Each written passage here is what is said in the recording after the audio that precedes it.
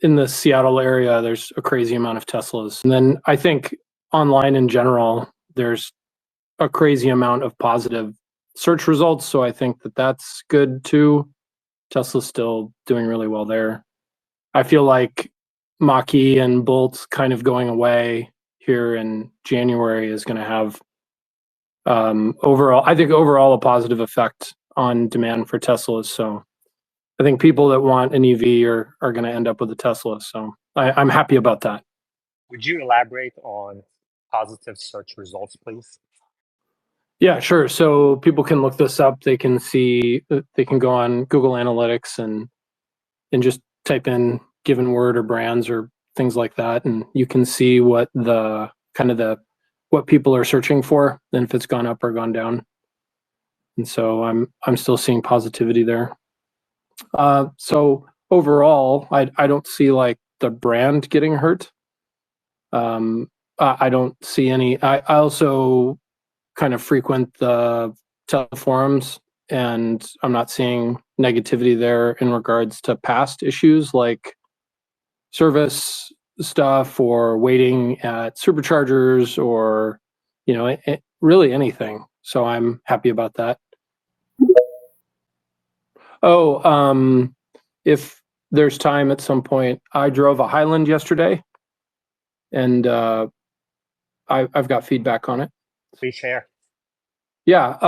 So at first they told me that they couldn't give me a test drive until the weekend, but I can't this weekend. Got family over. So I said, is there any way to get it earlier? And they gave me one yesterday, which was cool, but it was only for 30 minutes, which was enough time for me to familiarize myself and spin around.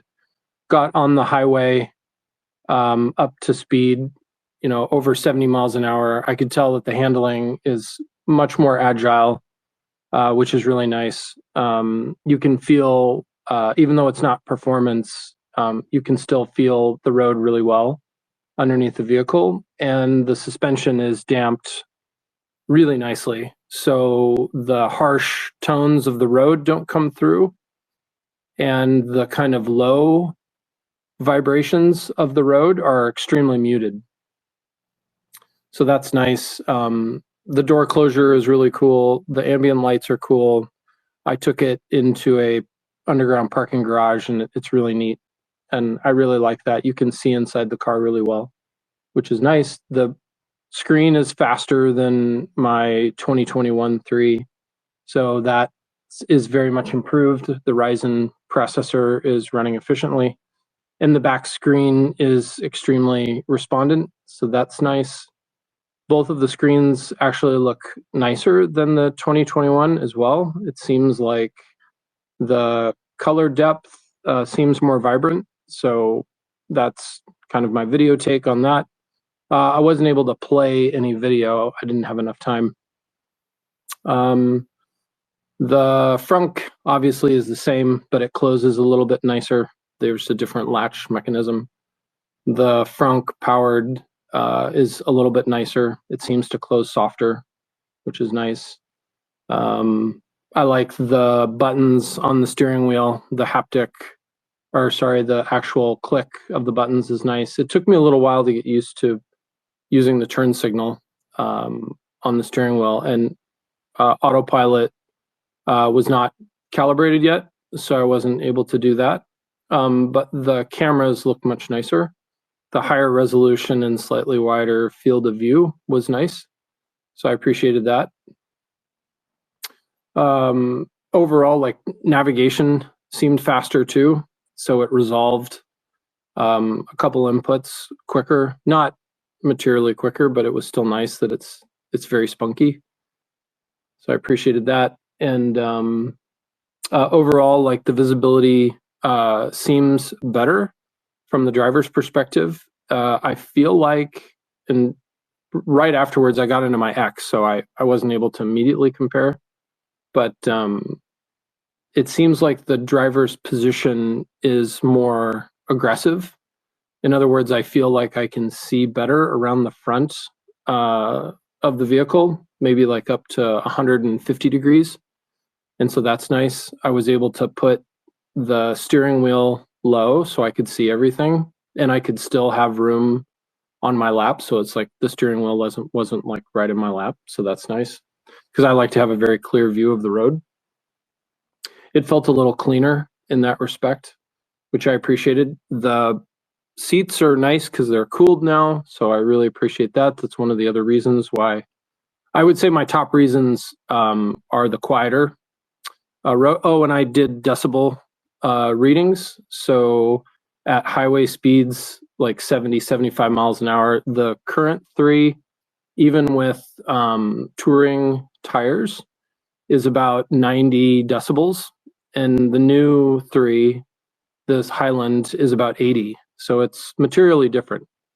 And the coolest thing about it is that the high tones are nearly gone and the low tones are very muted. And that's the thing that I really appreciate. It's those high tones, the whooshing of the tires on the asphalt or the concrete, especially in Washington State where we have exposed aggregate in the roads due to people using studded tires. And so it's very loud. And this really like kind of removes that. It's pretty amazing. So you can still feel the road through the suspension, but you can't really hear it.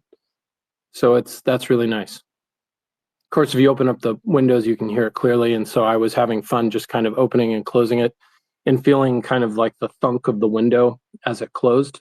And I had the air blasting too. I turned up the air so I could feel it pressurize like instantly. So that's cool. The seals are much tighter.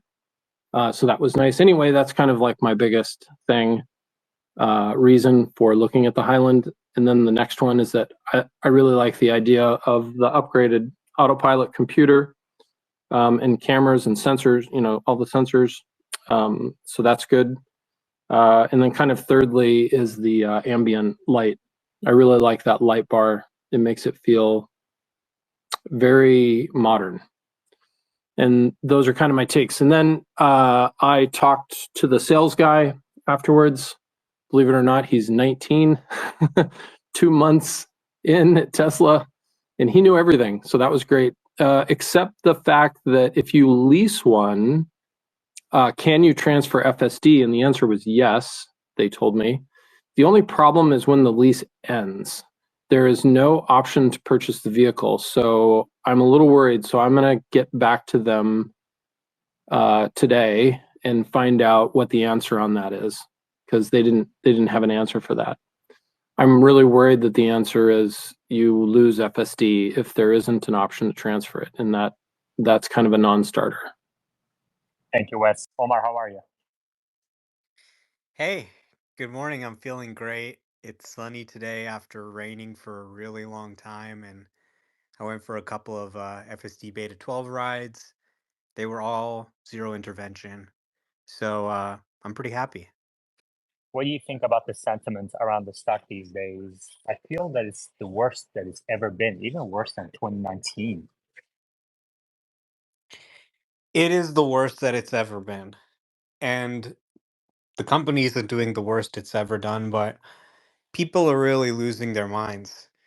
It's a combination of really the stock sort of correcting downwards after just mooning after S&P inclusion, combined with, Elon buying Twitter and just tweeting about immigration or whatever else.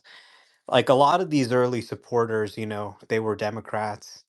Many of them really feel personally offended.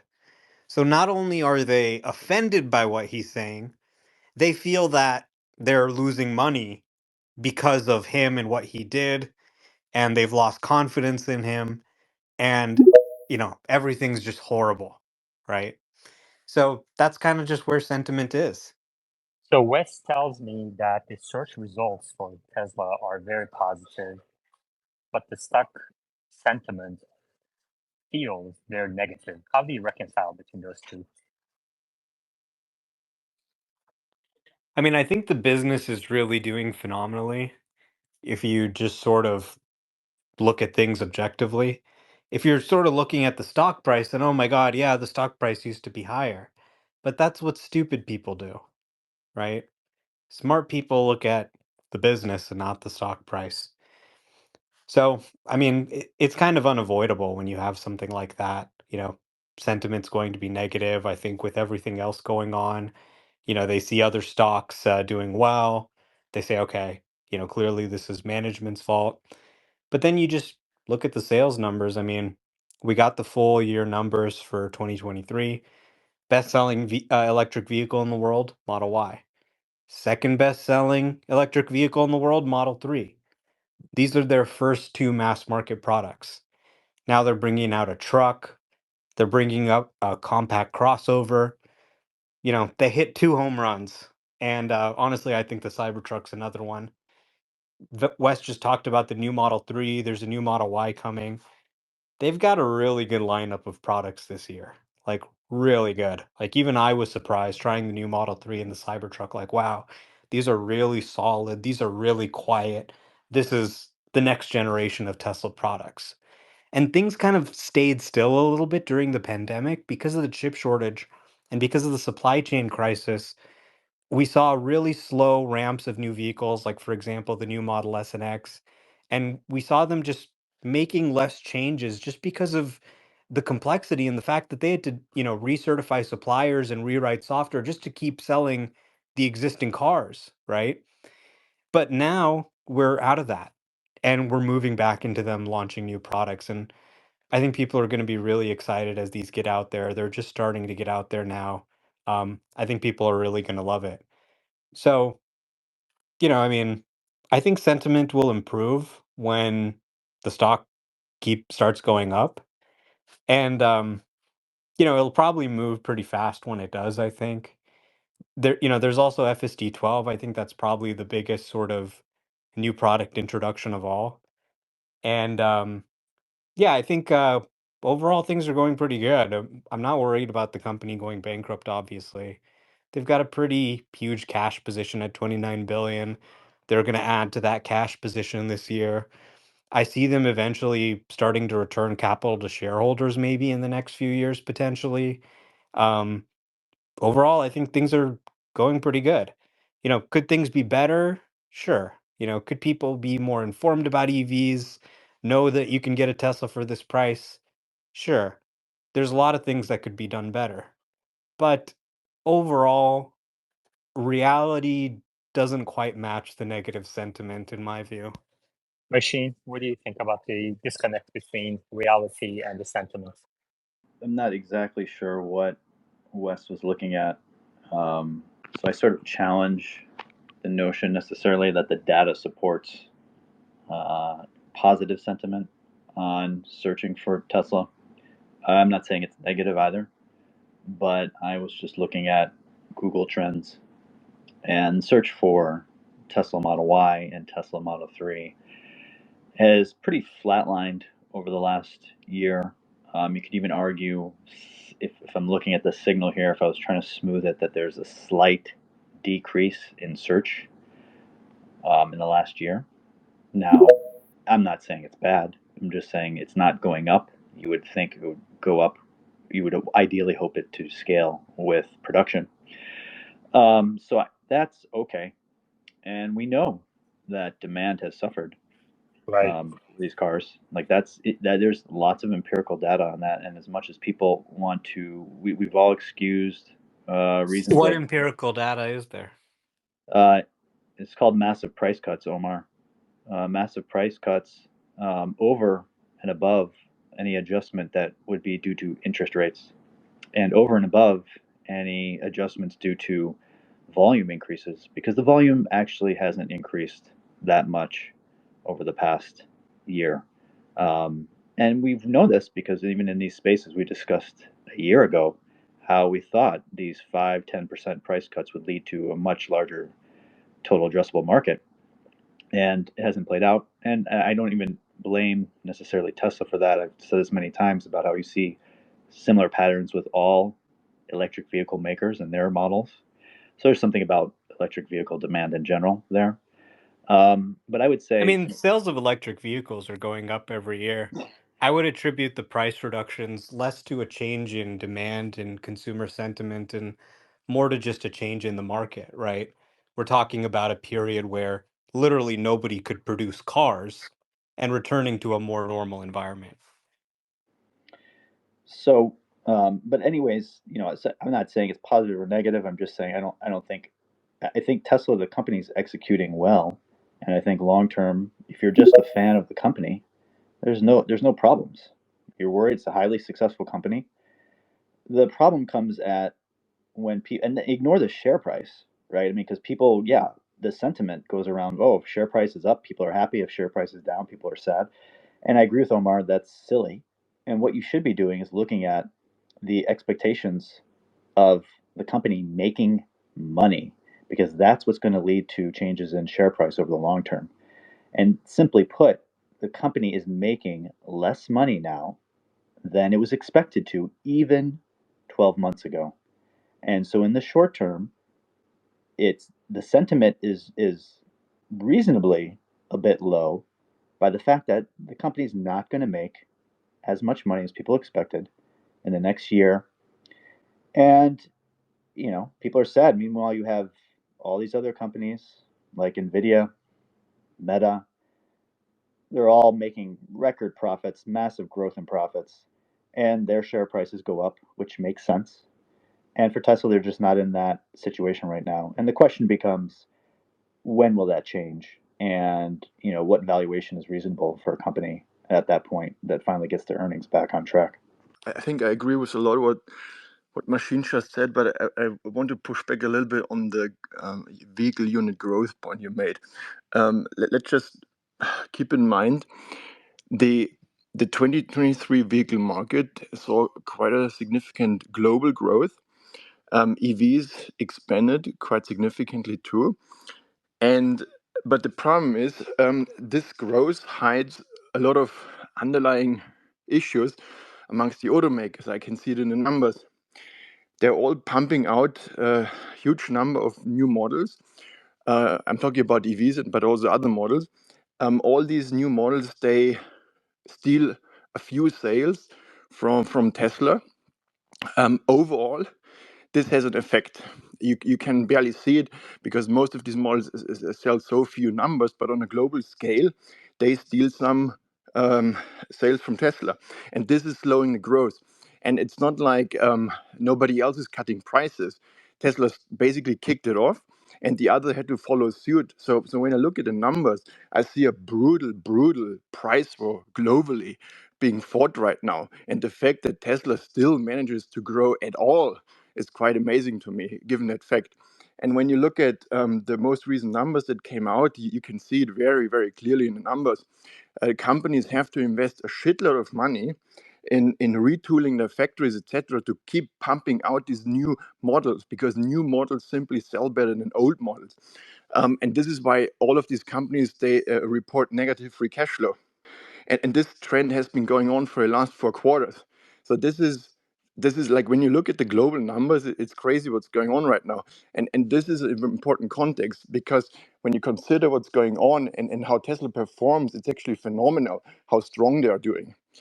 Yeah, I mean, I think this is the central thing, is really the price cuts. And okay, if the price is going down, then earnings can't grow. But you just think about it strategically. This is the strategy that actually maximizes earnings growth unequivocally. You have to take a hard move sometimes, even if Wall Street's going to look at this and say, okay, I have to update my spreadsheet and take EPS down because I'm forecasting lower margins. If you were, so let's say they kept the price the same, what would happen? Well, first of all, they would miss their guidance. So now that's the headline. Tesla misses guidance. They said we can do 1.8 million easy, maybe 2 million, and they only did 1.6. This shows that Tesla sales, EV sales, it's really over. And then you give the competition a lot of room to grow, right? They have these money losing EV programs. If you're pricing it higher, then they can continue to, they can make more EVs losing the same amount of money, if that makes sense. If they say, okay, we can lose up to 4 billion on this, and you set the price higher, you're just giving them oxygen. You're giving them room to compete, to build up their factories.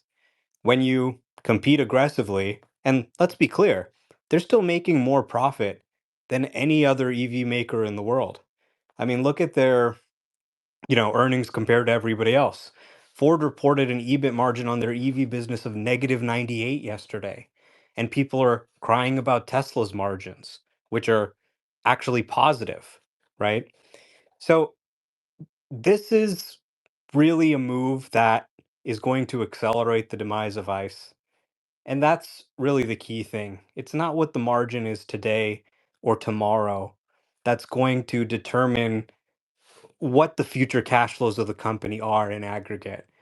It's really the pace at which the consumer has that mindset flip, where when they go to buy a new car, they're looking for an electric one, not a gas one. Today, everyone's looking for a gas one by default. If we flip that to a world where people are looking at electric by default, then Tesla's going to have a much bigger share of the market because Tesla has been making electric vehicles profitably for longer than anybody else. So that's really important. And a big reason why people don't look at electric vehicles is, well, those are too expensive. And Ford said it on the call yesterday. This was the big mistake we made. We realized people aren't willing to pay a lot more for a vehicle that's electric. If that's the case, there's always going to be people who buy the gas car just because it's cheaper. So this is a really important move. I mean, we're at a point now where the Model Y is already the best-selling car in the world. And you look at the other cars, $10,000, $20,000 cars that are the number 2 and 3 on that list. So how is it possible that a car with an average selling price of $45,000 to $50,000 could be outselling these cars that are less than half the price? And how do we continue to grow from there? We're already number 1. How do we continue to grow? You can't do it without sort of reaching down in the market to those consumers who couldn't afford it before. So I think the market's expectation that this is like an implosion of the business, the market can be wrong. I mean, you saw how many times Ford mentioned Tesla's price cuts on their call yesterday. It's completely changed everything for them. Their EV margin was supposed to be improving. Now it's actually getting worse because they've had to lower their prices to compete with Tesla too. And because their margins are getting worse, they can't compete in that market. So I think this strategy that everybody's crying over, oh my God, you're so stupid. Why'd you cut the price? This will actually, in time, prove to be a really smart strategy from many different angles, I think. Sorry, I'm breathing hard because I'm working out, but I wanted to add, back in the days when Amazon was rapidly growing, expanding globally, Bezos got a lot of shit for not paying dividends, etc., and keeping basically prices super low. And basically the same strategy is what Tesla is doing right now. And I agree with the strategy. I mean, if you look at it from a company's perspective, they're going to be the ones that survive. These other companies are going to die, or they're going to slow down their EV developments, which we're already seeing, which just puts them further behind in the future. But the race to the bottom gives uncertainty to investors, to understanding and projecting what future margins are going to be. So that's where we're at now. It's hard for the market to evaluate where gross margins, automotive gross margins, are going to be in a year or two from now, and consequently, the share price and valuation is going to suffer. I mean, the share price right now still, implies a lot of earnings growth relative to current levels. So it's not like Tesla is vastly undervalued in a sense based on forward earnings for a year or two from now. So I think that's why, and that uncertainty is going to stay here until things change for the better, which we've been trying to forecast when that's going to happen by interest rates going down or the economy getting better or new models coming out. And so I think we're still in a lull. We were hoping, that may happen at the end of this year with Cybertruck contributing positively to gross profits significantly, and energy. Energy is a great bright spot, but unfortunately the growth there has been a little less than we had hoped. So that contribution may not still be seen more significantly until end of this year, beginning of next year. And so, the sentiment might stay around for a while, but that doesn't mean the company is doing anything wrong. It's just the nature of cyclical business. Any other comments on this topic? Otherwise, we can switch to another one. And I'd like to hear AJ's thoughts on Ford's earnings. AJ, would you like to give us an overview of the results the company put up? The EBIT margin was extremely bad. Just to put this into perspective, because I got some comments that showed me it was poorly understood.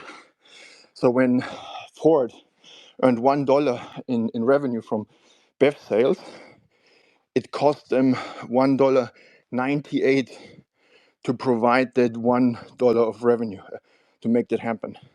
So that shows you how crazy that business right now is. And what was really surprising to me is that the cash loss jumped to, I think, 1.57 billion from around 1.3 billion. So that they still didn't manage to contain the cash loss, which is crazy when you consider that the total unit sales broadly stayed flat from Q2 to Q3 to Q4. So the business basically is at a standstill, but keeps losing more and more cash every quarter. So that's nuts. All right, thank you. Yeah. I don't want to cause a heart attack or anything when you're working out. Omar, would you like to take over a little bit? What do you think about what AJ said and where the company is headed? Yeah, I completely agree with him. I mean, look, Machine says it's a race to the bottom. The market doesn't know. That's true. They don't know. But just because they don't know doesn't mean the future is guaranteed to be bad. When you look at the competitive dynamics of the market right now, and you look at the FSD angle, the data collection angle, it's unequivocally the right strategy. And, Elon can see that. He's moved decisively. The thing is, Tesla will win the race to the bottom. You can see already what these legacy automakers are doing. They cannot afford to compete in EVs.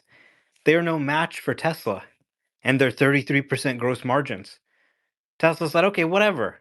We don't need 33% gross margins. We'll do 16, whatever. We'll still be more profitable than everybody else combined.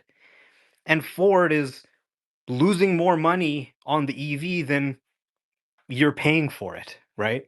So legacy auto is retreating.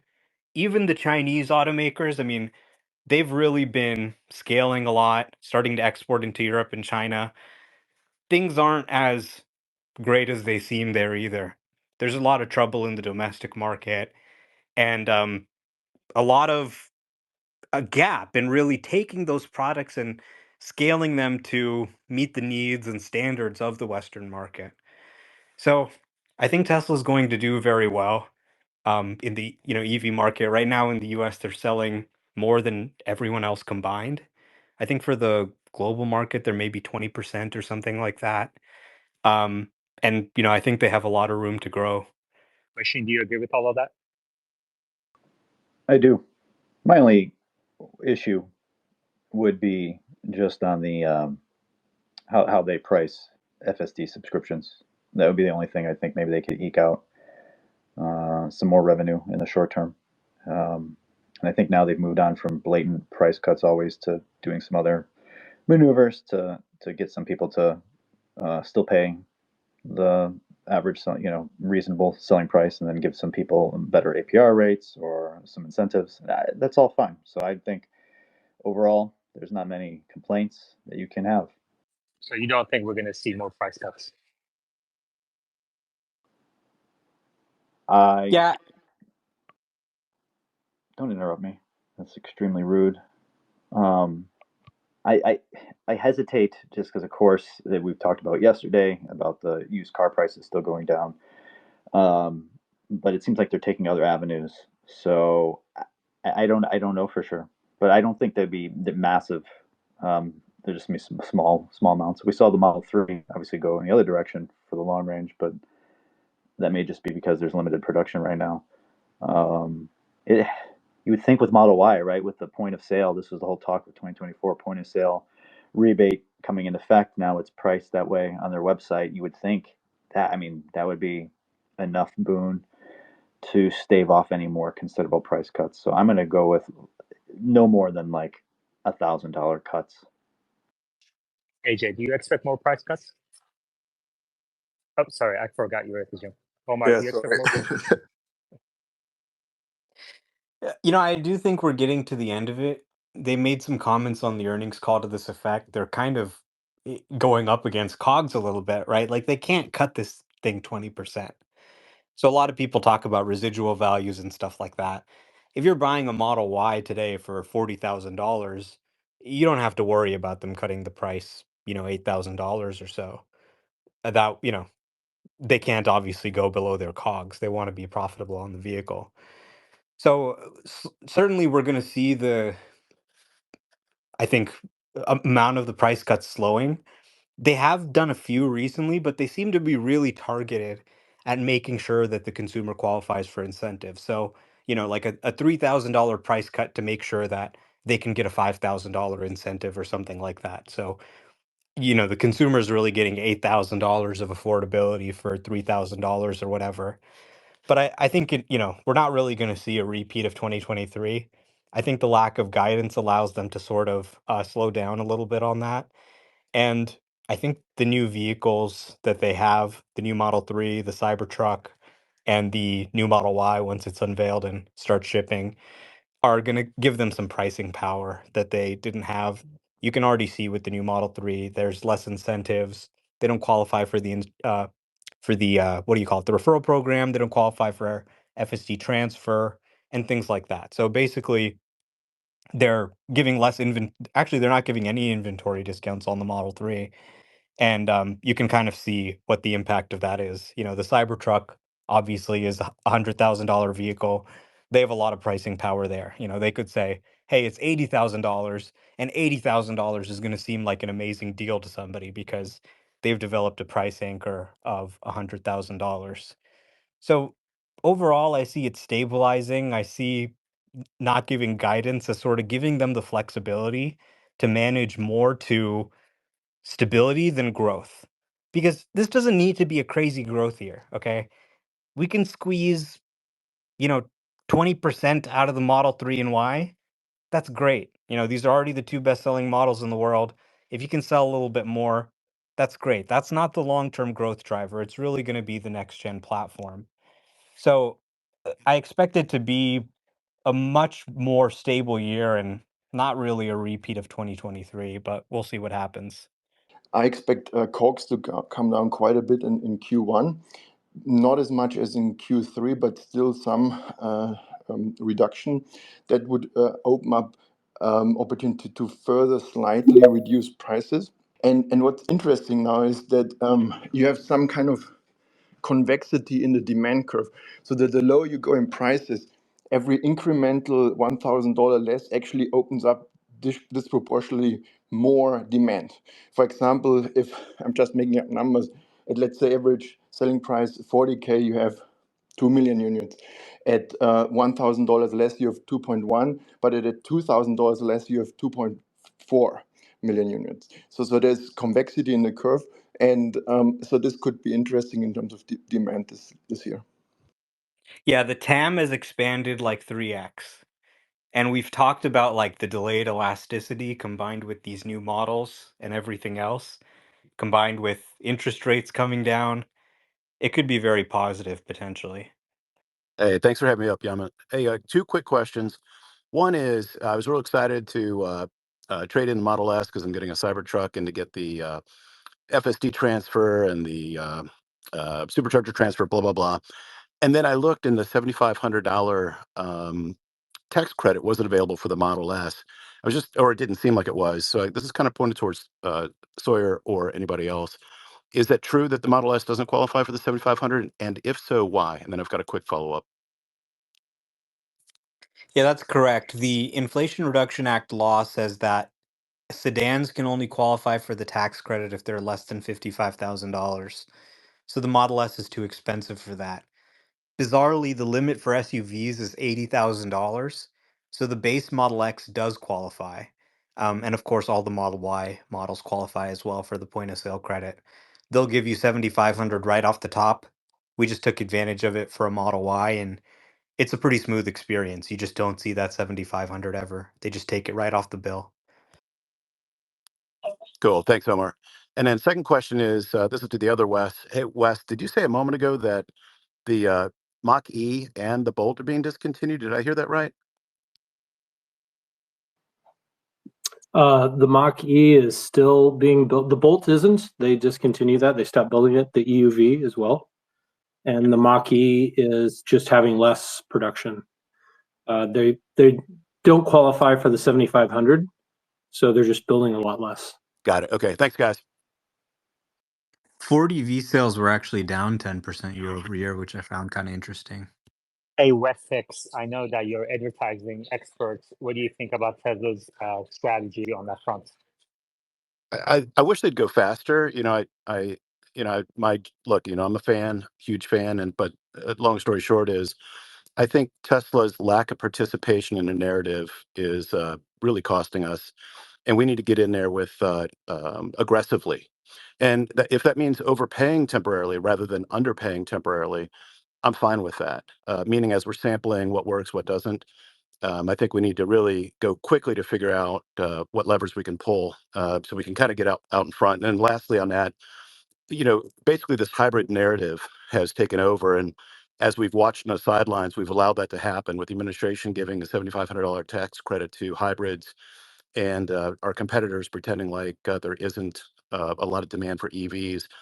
If we're not really in that conversation, that's really on us. So that's how I see advertising right now. AJ, how is your workout going? Good. I just was lifting weights. It's why it How was much are you difficult. lifting? Barbell curls, 90 pounds. Well, that's like 3 times what machine can do. Good job, AJ. But I hope you just weren't doing barbell curls. Like that was your whole workout. No, I did something. I also worked on chest. You'd Are see you, how much do you lift?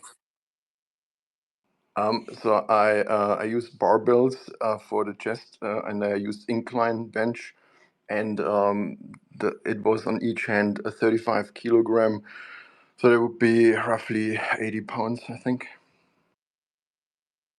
You'd see. Can I ask a question about Tesla's non-recourse debt? No, only biceps.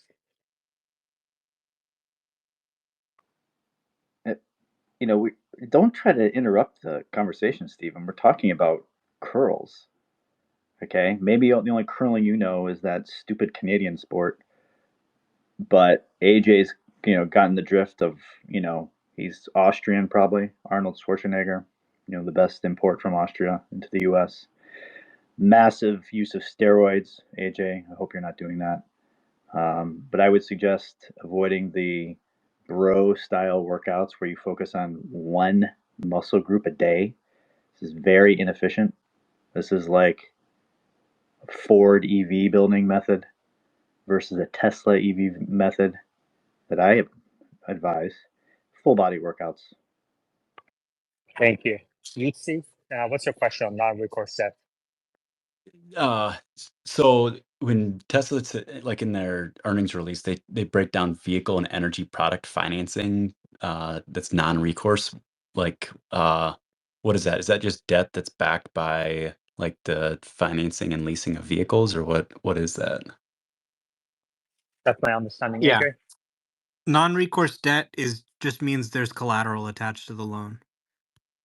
Yeah, so the almost all of the non-recourse debt in Tesla is basically automotive asset-backed notes, or ABS. So that's so that they bundle together a bunch of auto loans effectively, and sold that, and basically they bundled it into a note and sold it to investors. They are earning an interest rate of that, and basically that interest rate is paid by basically the revenue that is collected on these loans. So it's very, very, very normal type of sales financing activity amongst the automakers globally. And but the debt that you should be concerned about is really corporate debt, which is very different from ABS. And in terms of corporate debt, Tesla is basically debt free, except for some transactional debt balances, but you shouldn't count those.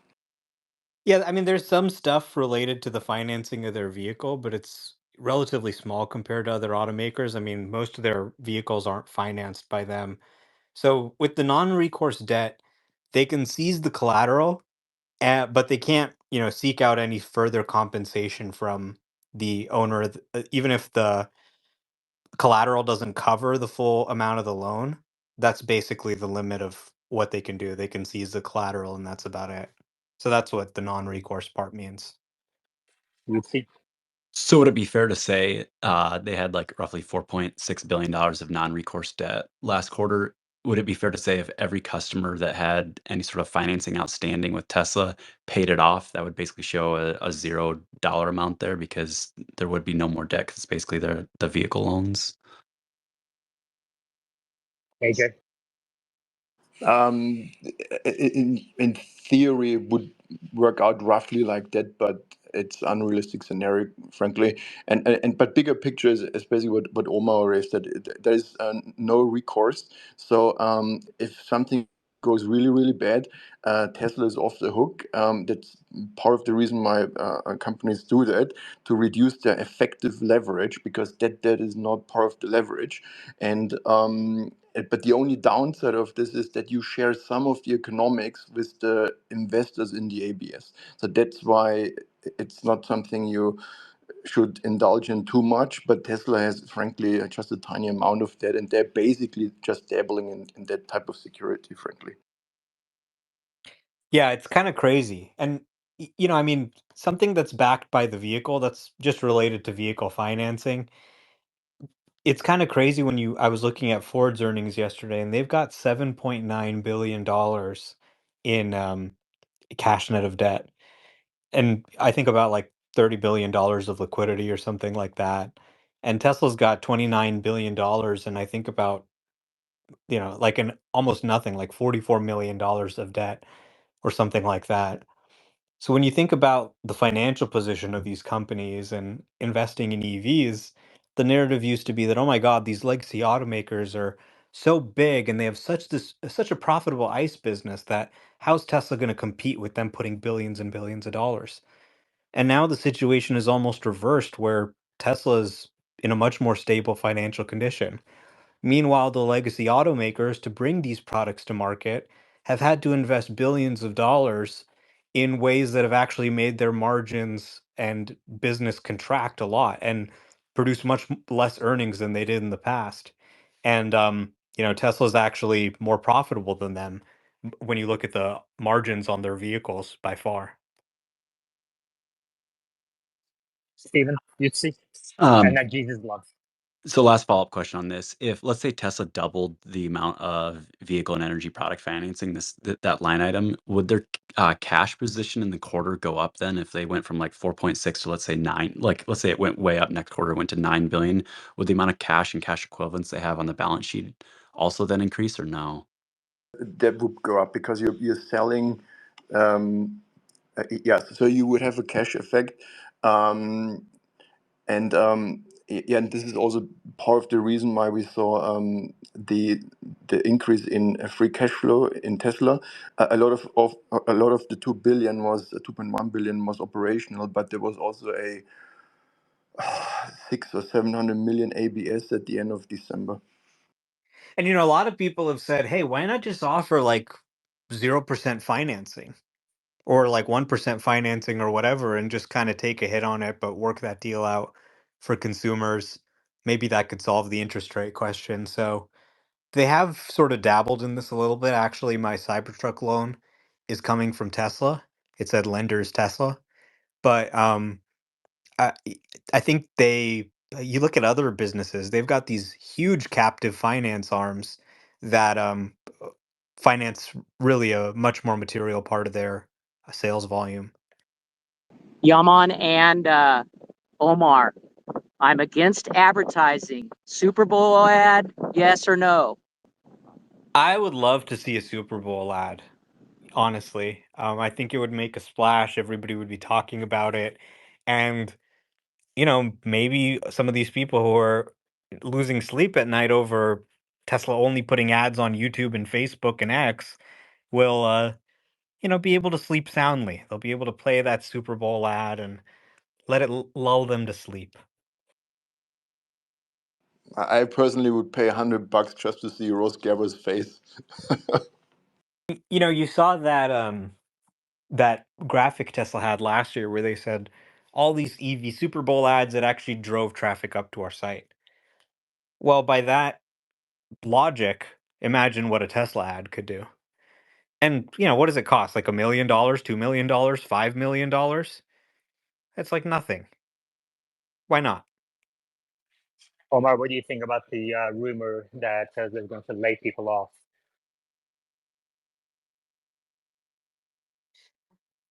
It might happen. I don't know.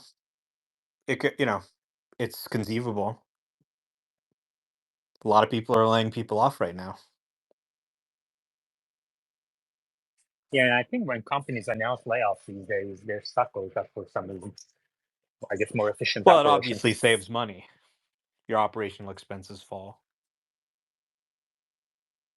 Machine, what do you think?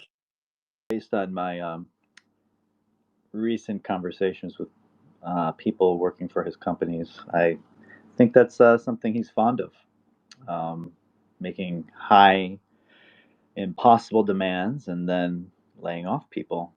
So yeah, that's I find it's unlikely to be as big of a deal as, say, if you're at Meta, where you could lay off probably 40% of the staff and then still be equally productive because they waste so much money on people doing far out projects, and so the profitability can go up right away.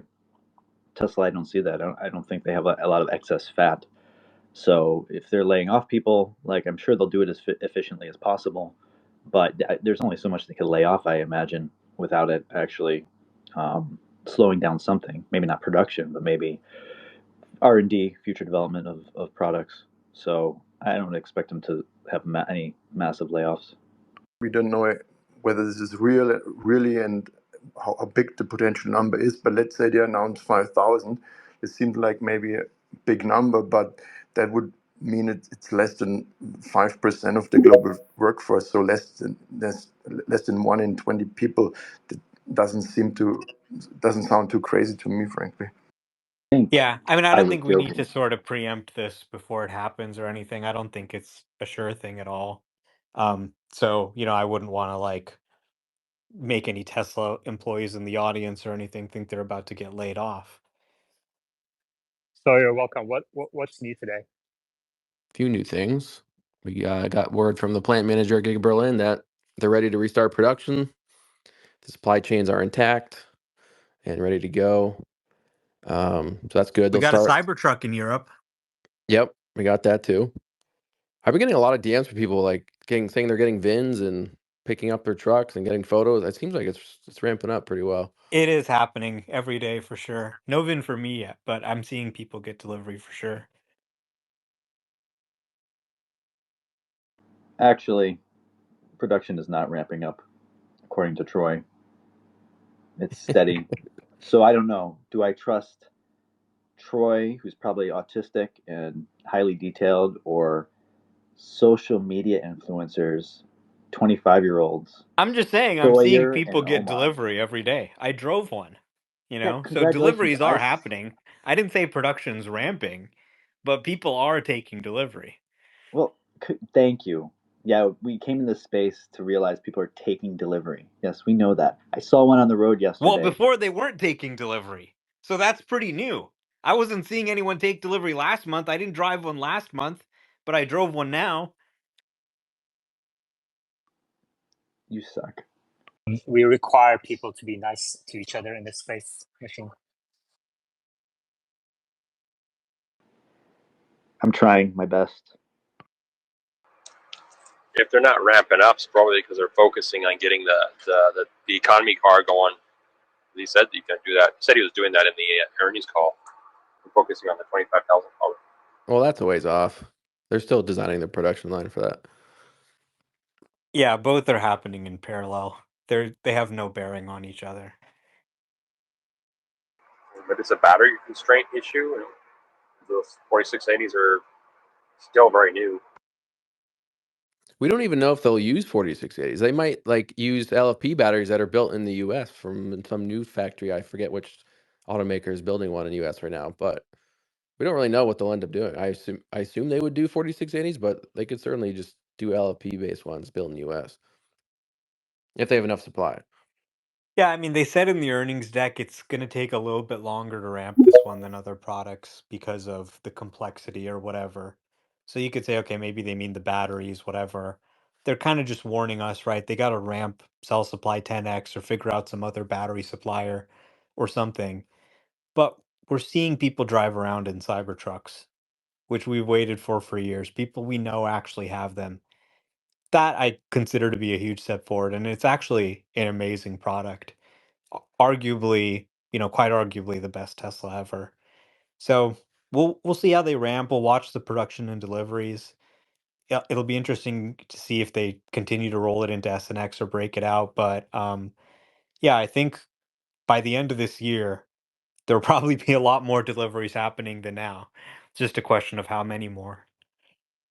What's interesting in the world's best-selling car rankings is we finally got the Toyota numbers, and the RAV4 numbers were a little bit lower than those final expectations, which were just over 1 million. They ended up selling, I think it was like 960,000 RAV4s worldwide. But the Corolla, I don't know if this is a new thing, but they bunched up all the Corolla trims, like even the SUV Corolla version, into one sales number. So they reported a 1.6 something sales number, which is obviously like 400,000 units over the Model Y, but they're all based on the same platform. So essentially, you would have to include Model 3 sales in that global Model Y number, which makes no sense. So I think Which Toyota's then they just, would still beat it. yeah, right, exactly. So I think Toyota is just trying to like not take the L on this one. Correct me if I'm wrong, but isn't Ford doing basically the same thing with the F-150 line in the US to show every year they're number one or something with all the different Y- versions of the F-150? Yeah, they've been doing that. At least they've been doing that a while though. Whereas I just find this is interesting that Toyota is just now maybe making this change just as the Model Y becomes number one. But Ford's been doing that a while. Sawyer, you want to tell us about the new Taycan? Yeah, sure. So the original Taycan, whatever you want to call it, they launched in late 2019. So this is like the first major refresh since then, about four years later.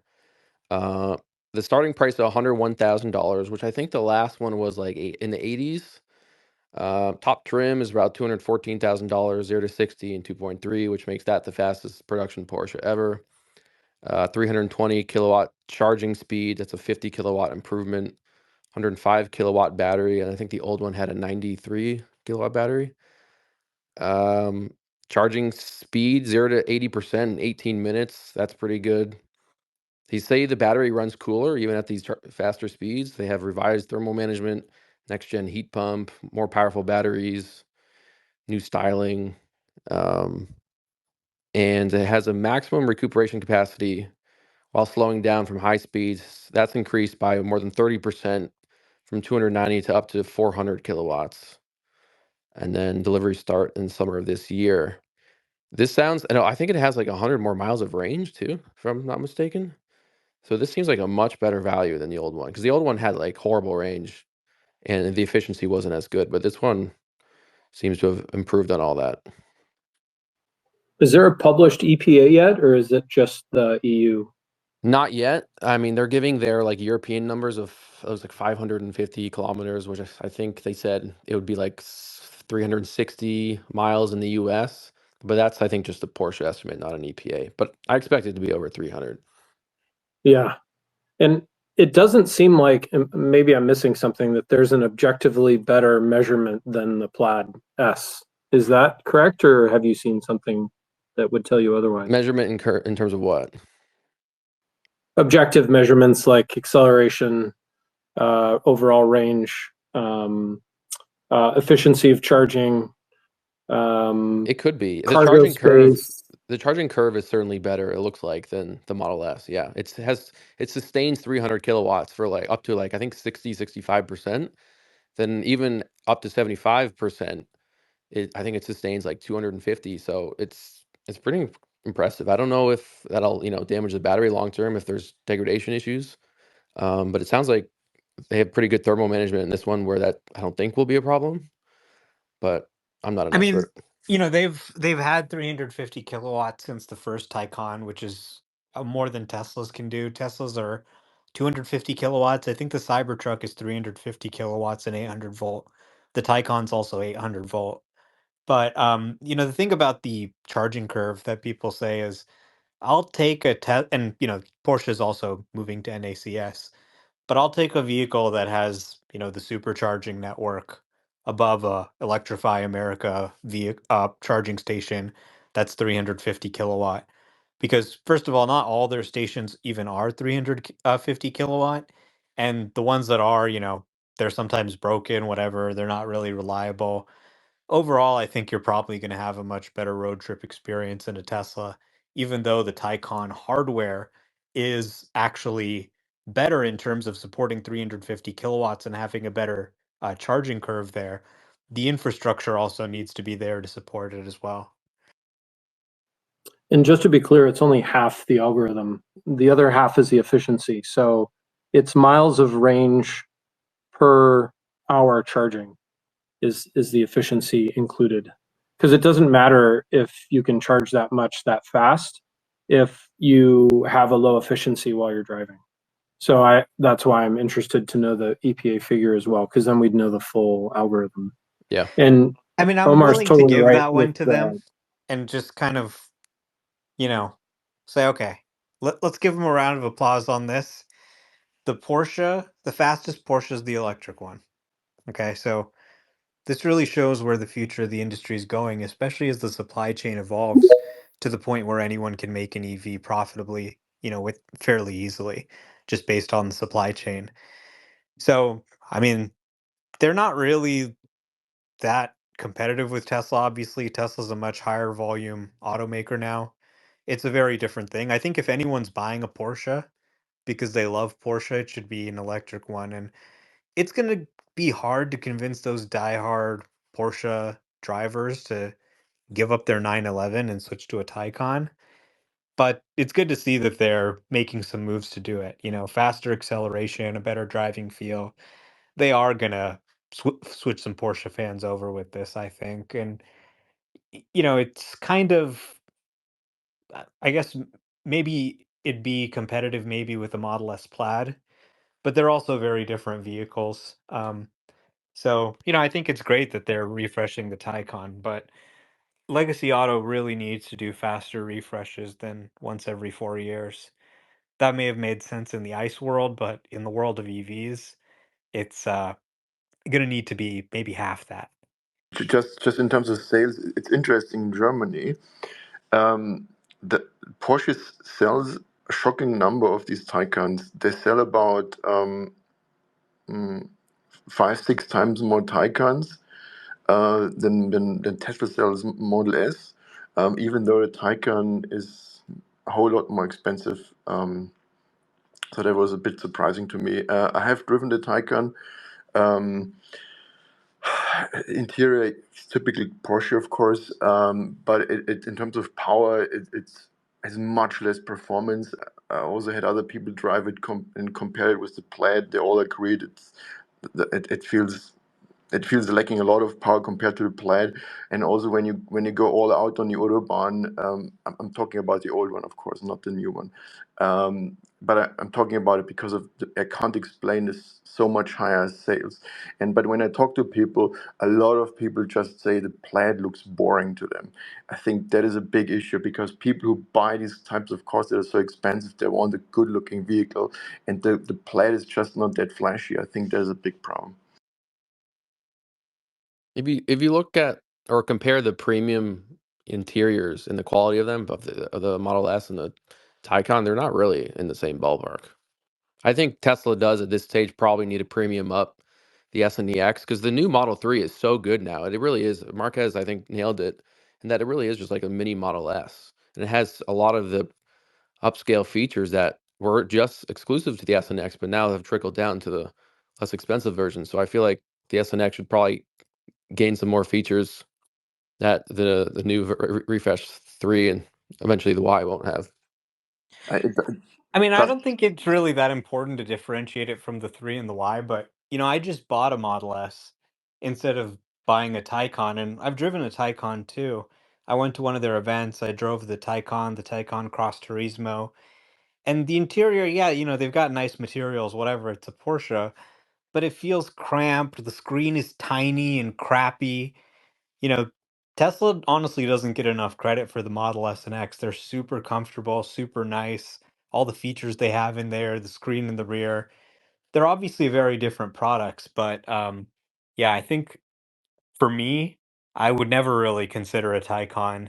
It just the interior feels very cramped and dated compared to what you get in a Tesla. I wonder if they fix that in the new one. And I'd like to add, maybe it's just me, but the Model S interior, it doesn't feel that low quality. I've driven a lot of premium cars, and it's just minimalistic. But the materials, I think they all feel good in the plate. So I don't really get that point, frankly. I mean, obviously Porsche is amazing. They have a lot of different customization and stuff like that. I don't think the Model S and X are really as much of a focus. They're focused more on the higher volume vehicles. But as someone who just bought a Model S, I mean, I love it. It's bigger. It has all these new features that the new Model 3 had, which weren't available at the time. I did the FSD transfer. So honestly, the Model S and X are kind of underrated in my opinion. They do, they are less differentiated from the 3 and Y now that they've brought a lot of that stuff over. Um, so maybe there is some new stuff needed to really boost sales there, but frankly, I think if you're if you're dedicating vehicle engineering resources to something, it's probably not the Model S and X. It's probably the Cybertruck, the next gen platform, and to AJ's point, the sort of flashy sports car nature. I think the Roadster will really serve that sort of niche, but again, that's kind of not really important to them. So they may get that out and kind of compete with Porsche more in that way in the future, but they've kind of decided they want to be a very high volume automaker, and they're putting less emphasis on sort of that flashy sort of sports car market, which I think they could do very well in when they enter it. And let's not forget, Porsche is just a tiny, tiny niche maker. They're making not even 350K vehicles a year. Omar, what do you tell people that say Ford, Toyota, and others are announcing record results, record deliveries, record profits, and their stocks are going up, and yet Tesla is not? They're really obviously coming out of a pretty bad situation in the pandemic. I mean, Tesla is more profitable than some of these automakers already. Even though everybody's whining about price cuts and things coming down, Tesla's more profitable than them.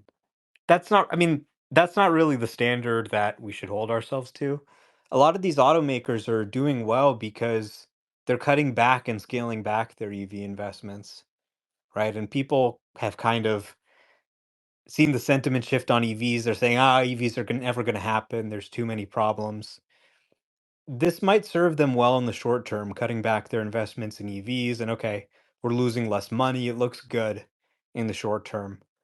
But in the medium to long term, we're talking, 3 to 5 to 10 years, it's going to come back to bite them when the market demands EVs and ICE cars end up like a VHS in a world of DVDs. And suddenly no one's buying VHS anymore. And they're going to say, oh, fuck, we should have started making DVD players. And then their stock will fall. So Tesla obviously is worth a lot more than these companies. The market expects much more from them than these automakers. I don't think the market considers them to be an automaker. They've grown much more over, a longer time horizon.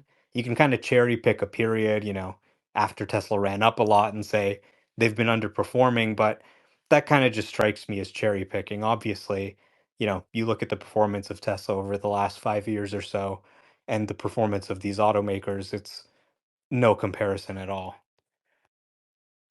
Yeah, I think Omar hit the nail on the head here. Basically, all the automakers, and you can see this very clearly in the numbers that have been pulling back in sort of in their EV ambition. They're profiting, they benefit from this. their margins look a little better, etc. But all this will come back to haunt them in just a few years, because you have to think about the technology tree. The technology tree is basically exhausted. There's not much more you can optimize in an ICE engine, and we have been seeing this for 15 years. The improvements year over year were tiny. However, the key technology in electric vehicles obviously is the battery technology, and we see huge progress year on year. I mean, just think back in October when Kettle presented its latest battery technology, much faster charging rate, higher density, better temperature charging performance, blah, blah, blah. And it just keeps going. And so in a few years, EVs will be just so much better than ICE vehicles basically in all areas, except maybe the speed of charging, of course, because your chemical tank you can fill charge faster than your battery, of course. But this marginal benefit will be shrinking every year, and it will be cheaper. So the BEV technology is the clear winner, and but here the bigger thing here is the people who run these organizations, they have an incentive to optimize for the short term, because when you look around, how long is the average tenure of the global automaker CEO? It's just a couple of years. So the people who are right now in their positions, they know I could invest right now in BEV, make losses or whatever for a couple of years. My share price is tanking. My options are not worth much. My package goes down, only so that my successor can reap the fruits of what I'm doing right now. So they do the rational thing, and they optimize for the short term, and they focus more on on ICE and hybrids to optimize their profits. Mercedes is the prime example in that. Yeah, and the market's rewarding them. I mean, you look at Volvo divesting from Polestar, Volvo stock up, Polestar stock down. So the market is really rewarding them for being short term. So, you do not want to make management decisions based on the market all the time. If you do, you'll end up thinking very short term and not building the best business you could. What is the market? The market is essentially financial consensus. It's like ruling by committee. If you just listen to everything the market tells you to do. I mean, normally the market probably is right, but you have these people who are just thinking, okay, let me cut this because it's going to be good for the stock. For the exact same reason they started making these billion-dollar investments, because in 2020 it was the opposite. They were being rewarded for these EV announcements. Now they're being rewarded for announcing that they're scaling back. So they just kind of go whichever way the wind tells them to go. They don't have any long-term strategic thinking that actually is necessary to build a great business over time. Sawyer, what else is on your radar? I don't know if there is much else going on today. Elon's tweeting a lot. What else is new? What do I you did. tell people who say Elon is tweeting over 100 tweets, all political and nothing about Tesla? What do you respond to them? I would say you could just do what I did. I had Elon's notifications on for like 4 or 5 years, and about a week or two ago, I just turned them off and just put on the main post notifications instead of, so you can get rid of all the replies, which is where most of those political things are. Um, right now he doesn't have a compensation package, and I think Elon feels like he needs to be not a savior of the world, but needs to be involved in a lot of important topics because let's be honest, he does have a lot of sway and does have a lot of ability to create change with. Um, but I think he just becomes passionate about topics as they come along and important things. This time, the border. Before it was, LGBTQ stuff and wokeism. Before that, it was the Ukraine war. So I think Elon's just being himself. We shouldn't try to change him. I'm not going to try to change him. I'm certainly not going to complain about it on X, whether I disagree with him on some things or not. I'm just going to focus on what I do, which is Tesla news. There's one obvious thing that needs to be done here. Someone needs to cook Elon Musk more leafy green vegetables. This guy's on the toilet way too long. A nice healthy diet full of vegetables and some fruit can, leave you on the toilet just a few minutes. So this guy's just, I'm afraid for his colon. You make a good point about like the frequency. About 2 years, 3 years ago, it would be rare if Elon posted more than 2 to 3 times a day on Twitter at the time. Now it's pretty normal for him to post, 80, 90, 100 times per day. It's quite the change. He obviously owns X now, so it's in his best interest and every incentive to like bring people to X, have controversy on here, drama, and get the conversations on this platform. Question and replies for the board. US EV adoption lags the EU and China. What do you think the impact would be on Tesla and EV adoption on a second Trump presidency and GOP control of House Senate if the IRA $7,500 is repealed? Omar? Irrelevant. The IRA is good in some ways, but it also causes a lot of problems. At least the EV tax credit provision. I would hope the battery manufacturing provisions and other things stayed at least. And I don't think Trump can repeal it unequivocally.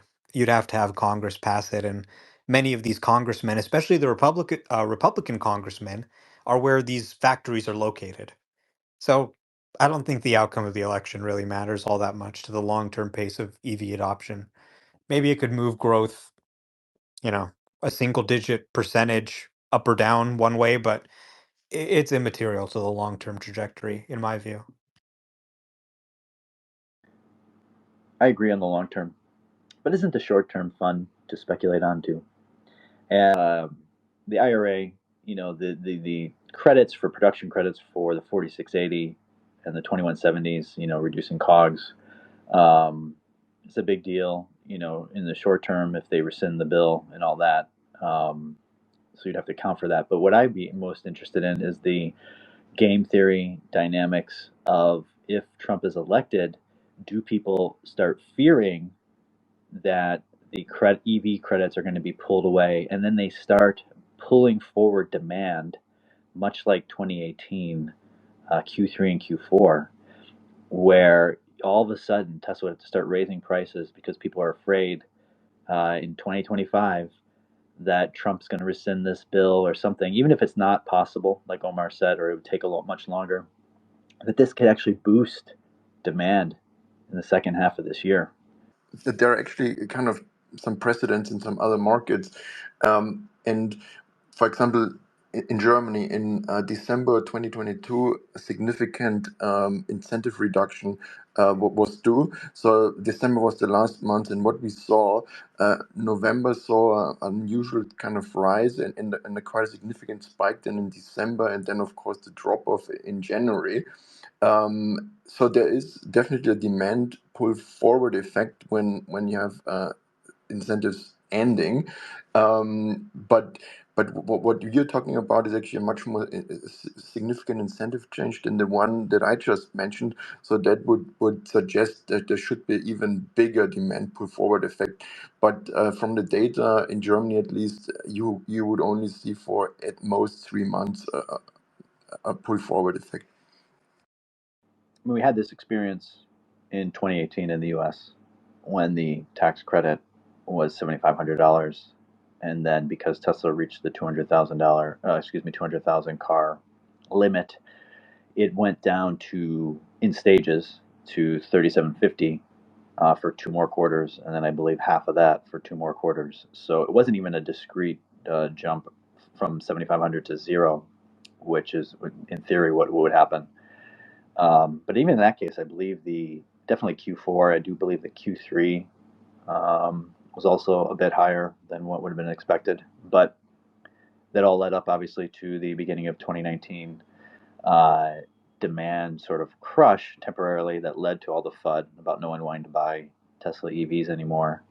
And, obviously that was wrong. That was a temporary thing. And that's why I think sentiment, even back then, like share price was low. People weren't feeling great, but they weren't feeling that bad if you actually were paying attention because you knew that there were these issues that were temporary. So it is kind of analogous to current day. Sawyer, I like your graphic about Model Y prices. Did you create that? No, actually, a graphic designer reached out to me and said, "Hey, I'll do this for free. I don't want credit. Just I want to help educate people." So I was like, "Okay, cool." That's awesome. That's really cool. I mean, right now we have the lowest prices and the highest incentives in addition to prices, right? If you scroll down in the replies of that post, you'll see even people in the Tesla community not understanding how I got to those prices, and I don't.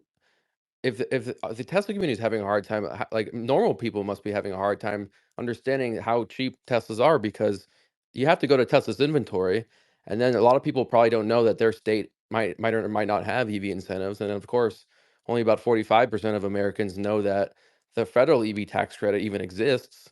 So you you put all those things together, and most people just don't know that you can get a Tesla in Colorado for like $28,000, not including fees and taxes. So Yeah, it's really crazy. I mean, I agree completely with you. It's so insane to me that we have these lowest prices, highest incentives for the best vehicles in the world, and no one knows. Like literally nobody knows. It's crazy and it's frustrating. And if you're just as frustrated as I am, go up to the top of your page, click into the pinned tweets, and subscribe to my YouTube channel. Interesting how complicated it is, right? Like Sawyer makes a good point. You have to go into the inventory page, then you have to know about the state incentives, which aren't even displayed on the website. And, then you got the point of sale thing. It's all just so ridiculously complicated. Sawyer, what do you think Tesla needs to do? in terms of EV education, That's right. well, I think you need to tackle various topics: pricing, rebates, credits, incentives, charging infrastructure and reliability, range anxiety, battery life, the fact that the Model Y is the best-selling vehicle in the world. It's also the most American made. I think those are just general topics they could cover, but they need to take a multi-pronged approach, I think, to advertising in general. And I know they're just starting to dip their toes into it, and they'll continue to expand it. And they're just now starting in the US to advertise on X. But I've seen some of their advertising on YouTube, and some of those videos are fine, but I don't know if they necessarily focus on what they should be focusing on. It's really cool that Tesla has a HEPA air filter, but I think there are more important things to focus on, and they do touch on safety and various other features in some of the ads. Um, but I think there are certainly more important topics that they cover, and creating custom video content specifically for that, because I think a lot of the things they've been using have already been pre-recorded from a couple years ago. So I think creating more custom content that's just tailored to that specific topic, I think, would help a little bit at least. Yeah, they seem to be just sort of using those kind of YouTube videos they would put up and just sort of making clips out of those, taking it vertical. So they had kind of like the HEPA filter thing, but it's not punchy like you'd expect an ad to be. It's not purpose-made ad content. It's just video content that they had attached to, a video ad unit. So I would say what they really need to do is, someone said, "Hey, I saw an Apple Vision Pro ad and I saw the guy using it on the airplane, and I said, "Okay, this is why I want it," right? So you have to tell people, why do you want a Tesla? And it's not necessarily anything that has to do with electric vehicles. So you could do, for example, just like, okay, talking about the winter. You could say, show somebody getting up and they can, preheat their car from the Tesla app. And they get in, you talk about maybe like the traction control, you show them driving around in the snow, something like that. And now instead of having this piece of information of, Fox News, okay, EVs don't work in the snow, they actually say, oh, well, these are actually the points that make EVs better than gas cars for the winter, because I can preheat it even when it's in the garage, because it's got these electric motors with great traction control, so on and so forth. Okay, FSD, software updates, speed, handling, performance, safety. Just why do you want a Tesla? So a lot of people say, people don't know the price, but that's not even the main issue. The main issue is people aren't looking up the price because they don't know that they want one. So first we have to show them, look, this is why you want one. This is why your life's going to be better. And it may have nothing to do with the fact that it's electric. It may be speed and performance. It may be safety. It may be handling, or software updates. But you just sort of have to make that sort of case to the market and educate them about what the features of the product really are. People over 40 and 50 years old, they have this idea that Teslas are hard to use, but they're really quite intuitive and easy to use. It's really no different than using your smartphone. If you have a smartphone, you know how to use it. You know how to use a Tesla. And just something as simple as that in some advertising message, I think would go a long way. In addition to, as Omar said, educating people on how great the product is, why it would be great in their daily life, and then telling them, look how great of a price it is and how cheaply you can get it. Yeah, that could be an ad, just like your smartphone. Like that, just showing at Tesla, we believe in simplicity. The best part is no part. You just get in, you turn it on, you unbuckle and get out, and you have this interface. It works just like your smartphone, Yeah, implying, this is a car that's like a smartphone, drawing that link in people's mind. And okay, now I understand the value proposition. I got that phrase from a PepsiCo driver who's testing the Tesla Semi, and she was one of the main people driving the Tesla Semi regularly. And one of the things she was saying is like, I thought this Tesla Semi was going to be really difficult to use because of all the screens and the tech. But she just said like, it's really no different than my iPhone. It's all very similar software wise. That's kind of really what Tesla is in many ways. And to really describe it as just an electric vehicle kind of misses that. It's kind of like a car for the iPhone era, where you've got this mobile app, you can monitor it, the car's got a data connection, you can control the car remotely, and the software ecosystem, the updates are just modern. That's really a big part of the value proposition, is just the software architecture of the car. John Langus. Hey, yeah, I mean, I just wanted to chime in about the advertising. Um, I feel like we should be advertising the full self-driving.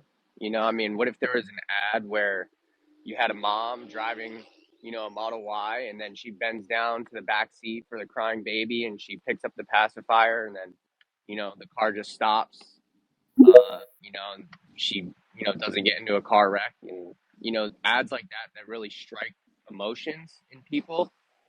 And I feel like, that's something that Tesla, kind of lacks on, because everybody at Tesla is so engineering focused that that emotional side to the marketing is something that Tesla, I feel like, could work on.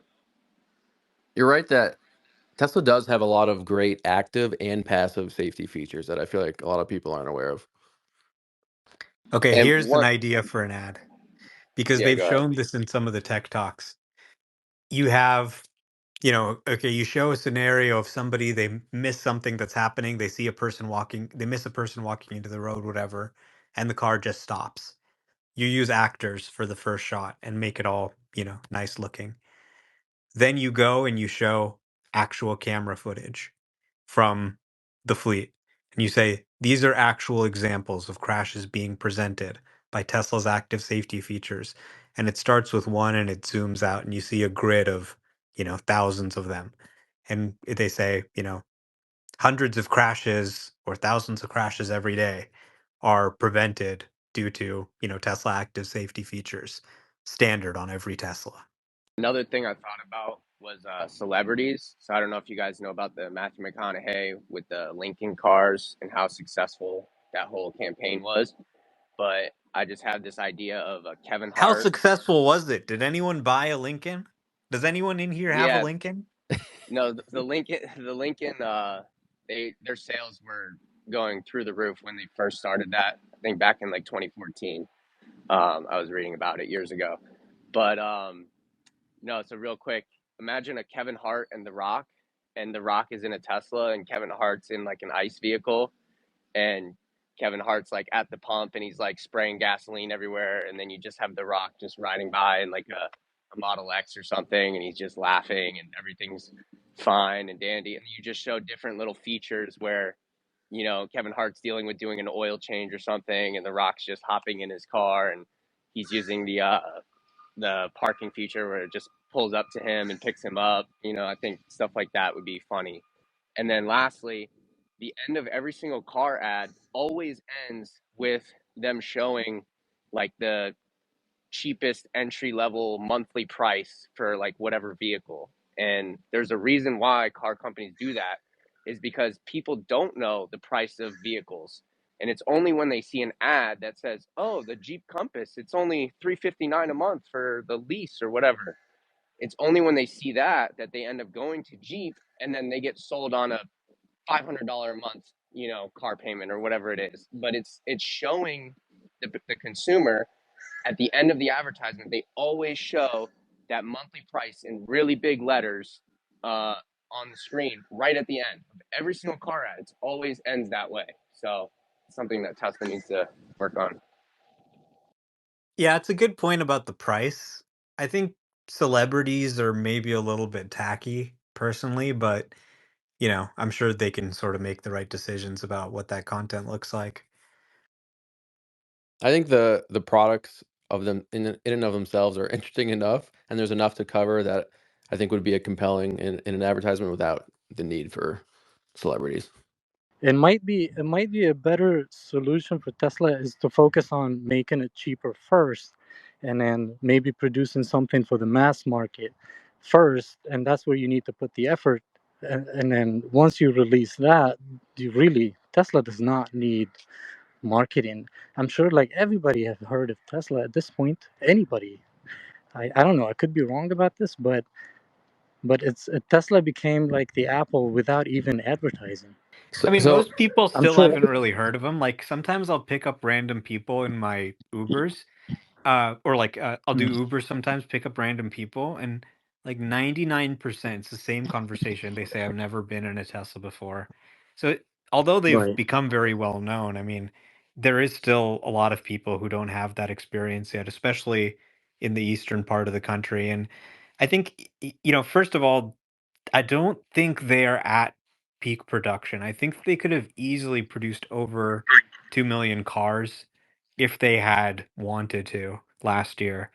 So I think they do have a little bit of production slack that if they had more orders, they could probably expand faster. And then let's say even that you can't expand production and you're just getting more orders, but you don't have more production, well, that gives you pricing power at least. It gives you the flexibility to potentially raise the price a few $1,000s and still sell out all your cars, that type of thing. So there's still some benefits there, and then you can increase production. So it's always a good idea to just tell people why they want your product. Even if they say, well, okay, I just bought a new car, I'm not going to buy a new one for 2 more years. It's always good to sort of plant that seed in their mind. I think the word EV for a lot of people has become synonymous with Tesla, but that doesn't mean they know how cheap or safe or easy to use a Tesla is. You can know like a little bit about Tesla, but maybe you just heard about Tesla in the media. Maybe you think they catch on fire a lot because the media is telling you that. And then in terms of the demand, Tesla does have excess capacity right now, at least for the Model Y. They could definitely be, have more demand for that and fulfill that. You can blame that on rates or advertising. I would lean more towards rates as being the number one issue, not the only issue, but the number one issue. Um, but they could definitely be, fulfilling more orders and delivering them if they had to. I think what's typically true for people is they put stuff into a good or bad box, and once something is in one or the other box, it's kind of hard to get out of it. And I think all the FUD over 10 years created so many people who put EVs in the bad box right now, and also Tesla in the bad box.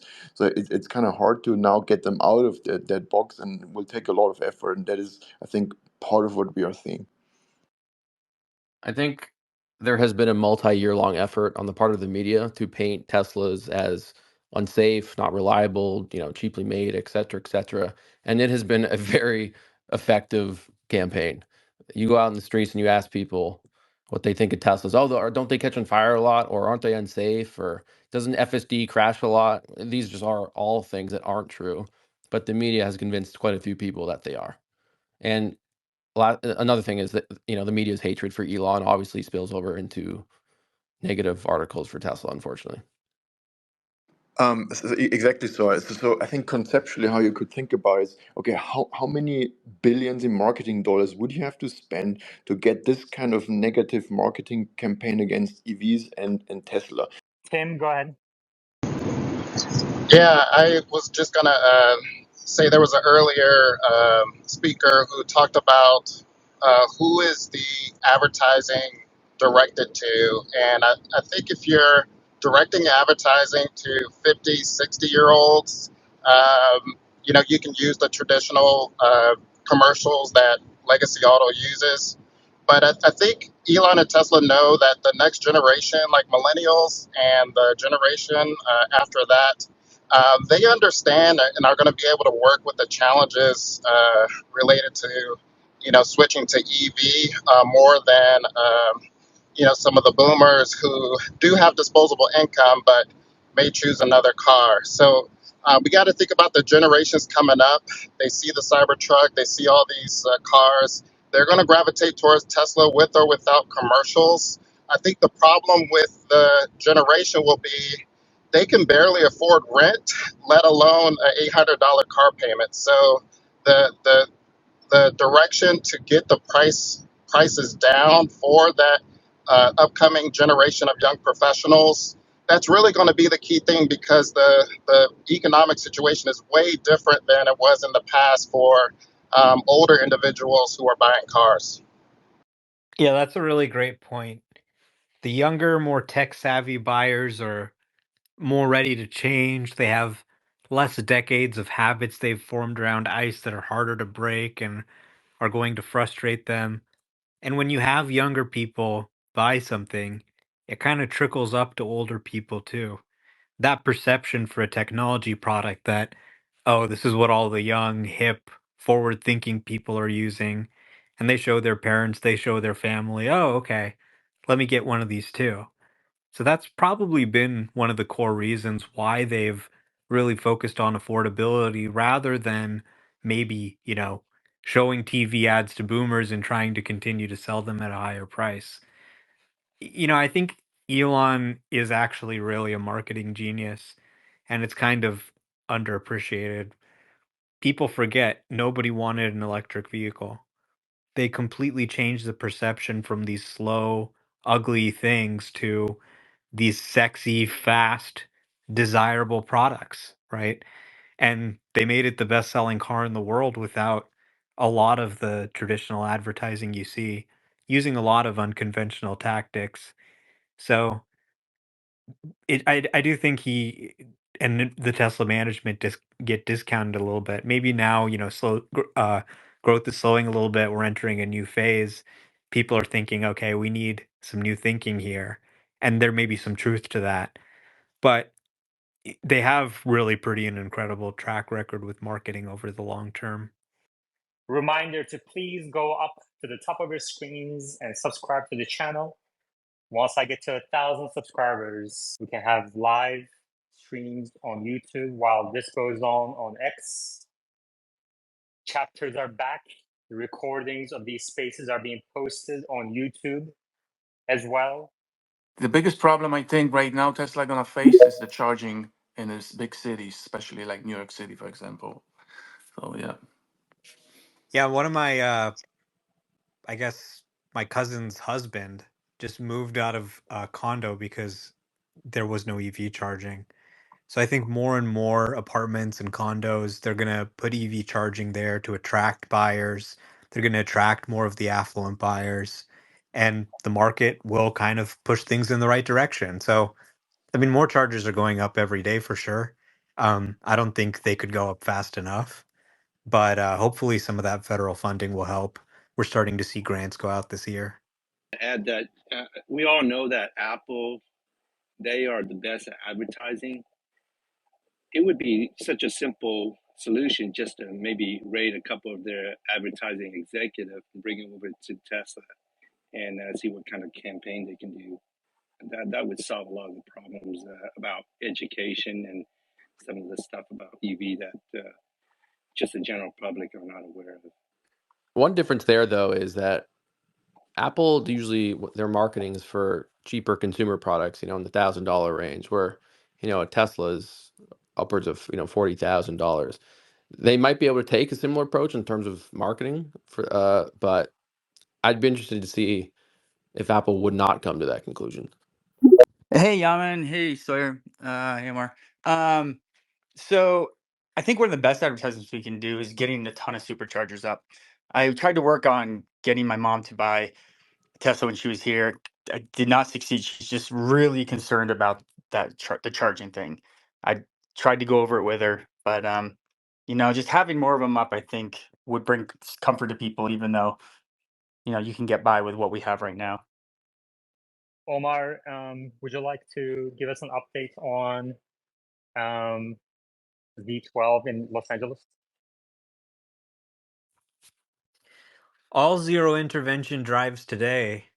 Um, it did kind of roll some stop signs in a private area off the street. So it was like in the Terranea Resort. They have these stop signs. So some of them it stopped to zero. Some of them it only went down to like 6 or something. So that was kind of interesting. They may have some work to do on making sure it doesn't roll stop signs. Although all the real stop signs, it seems to handle it really well. But maybe on these kind of like not real stop signs, it's just part of the resort, and it doesn't look like a regular stop sign. Maybe, that's why it was rolling it or whatever. But other than that, no interventions, no disengagements. I had about 3 different drives. I'm going to upload them shortly. So FSD 12 is trending well. We're expecting another build and release to early access testers pretty soon, hopefully this weekend or next weekend. We, did see some testers outside Chuck's house. So they are testing his unprotected left and really gearing up to send it out to all the early access testers. And if things look good from there, then it'll continue going wide.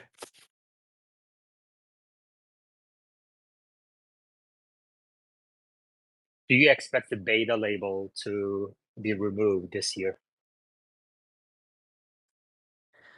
Um, I don't really know, to be honest, or care that much. What I care about is really, how often I can have a intervention free drive. But they may remove the beta label or they may not. I really have no clue about what the threshold is and where they are on that. I mean, they can kind of just take it off anytime. But yeah, I'm less concerned about the label and more interested in the actual performance.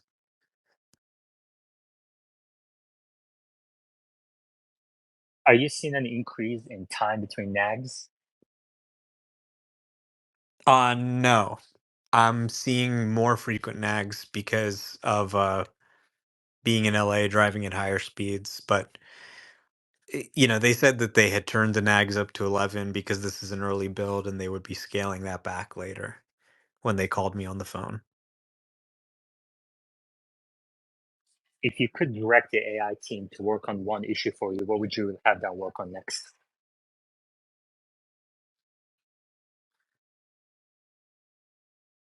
Well, um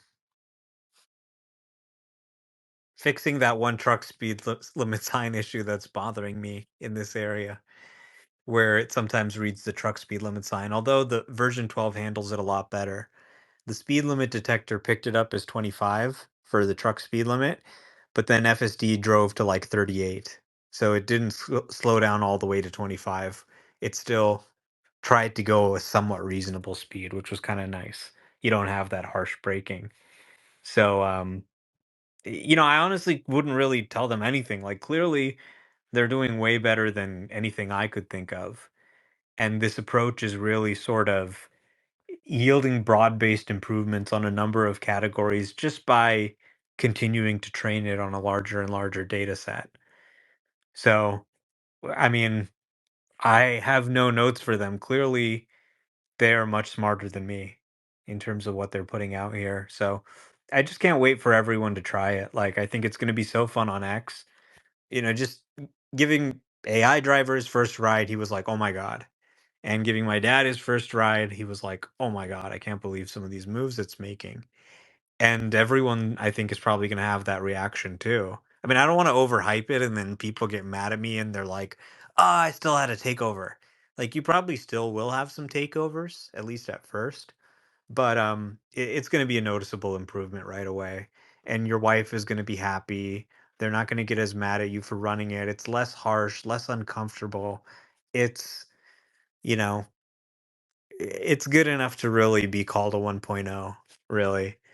And yeah, I think people are really going to like it. So it's going to roll out this quarter. They've been working on it since December 2022. Everybody's been saying, FSD, they're never going to solve it. It's not getting better. And they haven't seen what they've actually been doing behind the scenes here. So it's going to be a fun moment seeing everyone's reactions on X. And I think it's really going to change sentiment. All Tesla has to do is, well, rates need to come down, but that's kind of out of their control. The one thing they can control, though, is if they just show growth in FSD, then the market will start to get excited. Because right now it's okay, you're in this sort of high inventory environment, there's a price war going on. Where does the earnings growth come from in that environment? I don't see it. And this can be the answer. Okay, here. This is where the earnings growth is going to come from. And if you can actually show that that's materializing, not kind of wave in the sky and say, one day robo taxis are going to be here, but actually say, we saw growth of 300% year over year, then you can start to make a model out of that and people start to get excited. I think like why I'm buying some more Tesla here, and I'm not sure it's necessarily bottomed. It could continue to go down from here, but I see, probably around like the 120 level is probably the bottom or as low as it can go.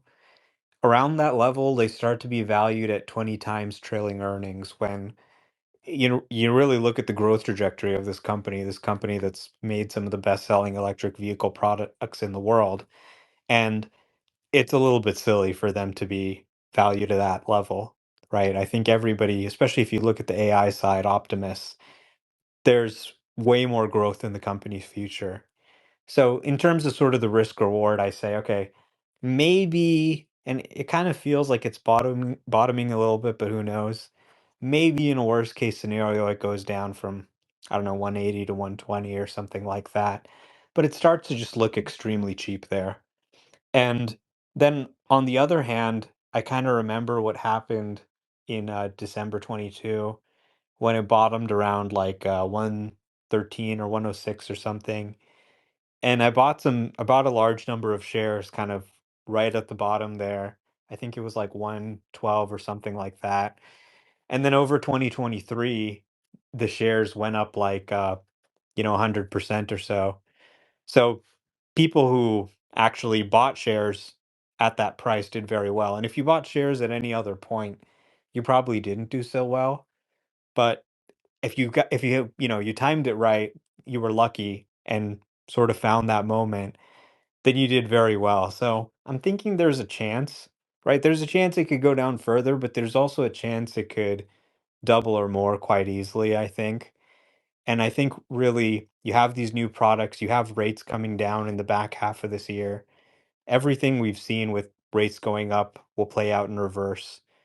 The financing will get cheaper, more money will be driven into equities. So when this stock kind of moves, I think it moves pretty sharply upwards. And as people start to see FSD 12, they start to try it on their cars. They start to believe in this. You see all these other stocks just being bid up to the moon on AI hype. And here's an actual AI business that's actually producing profits. I think this is potentially a really underappreciated story. So just sort of looking at the risk reward on that, that's kind of why I've been buying some more shares. And my dad came up to me, he's like, "Hey, look at these Tesla prices. We should like buy some more Tesla shares." And I was like, let's see if it's kind of bottom, but I think I'm going to tell him, let's go for it. And, it may not go up. I may lose some money. I may, it may go down by 50% or whatever, again, for all I know, but I'm kind of at peace with it. I want to build up a position. I want to be able to vote and vote my shares, hopefully help sort out Musk compensation plan and all that stuff. So hopefully there's some people out there who, don't blow yourself up, don't do anything stupid where you're going to be upset, but who can hold this company for the long term. I think it's going to continue to do really well. And, you know, I also want to say this is kind of like an unpopular thing to say in this day and age, um, with the sentiment the way it is, but I trust Elon and I trust his judgment and his marketing for Tesla. I don't think that he wants to destroy Tesla, contrary to what some people say. Oh my God, he doesn't care. He's just tweeting all this political stuff and he's going to destroy Tesla. I don't think he's going to destroy Tesla. I think it's a key part of his wealth. He sees Tesla as really giving him the ability to actually go to Mars, which obviously he really wants to do. It's his whole thing. So I don't think he's going to blow up the value of Tesla. I trust him. Um, you know, and he said, you know, I've talked to him a little bit. I've gotten to know him a little bit, and he says he's not going to let us down. Maybe he will. You know, success isn't guaranteed, but I trust him, and I think this what he's doing with Twitter is a little bit unusual. It makes me kind of uncomfortable at times. It's kind of like, you know, I've been conditioned to see some of these things as like, oh, this is like bad or whatever. This is something you don't say. But you know, this guy's kind of a marketing genius, as I mentioned. Electric vehicles were not something anybody wanted, and he made the entire industry switch to electric. He built this product that was so compelling. He's getting the media to write about him all the time. You know, I something that I just think doesn't get said enough is that he's actually smarter than me and most other people. And that's actually how he became the richest person in the world. And maybe he's completely lost his mind, but maybe he actually hasn't. And I think there is a lot of value in just, first of all, with X, we live in a democracy. So this is the most powerful country in the world. We have more economic resources than any other country in the world. We have the largest GDP. And this country is governed by democracy. It's one of the reasons why we have such great rule of law and why we're so powerful is because we don't have these rulers who can make mistakes. We can elect somebody. So, to the extent that you can actually influence the perception of the public, that you have control over it rather than going through the media, this is incredibly powerful. You can steer the might of the entire country in the direction that you see fit. And this is a guy who's meeting with world leaders, who's talking to people, who, you know, a lot of the people on the right now love him. I mean, the left decided to pick a fight with him. They said, "You're too rich. We're going to tax you. We're going to put a wealth tax, and you're going to have to sell Tesla. You are the villain." And he said, "All right, look, if that's the way it's going to be, then I'm going to kick you out of office. And I can do that."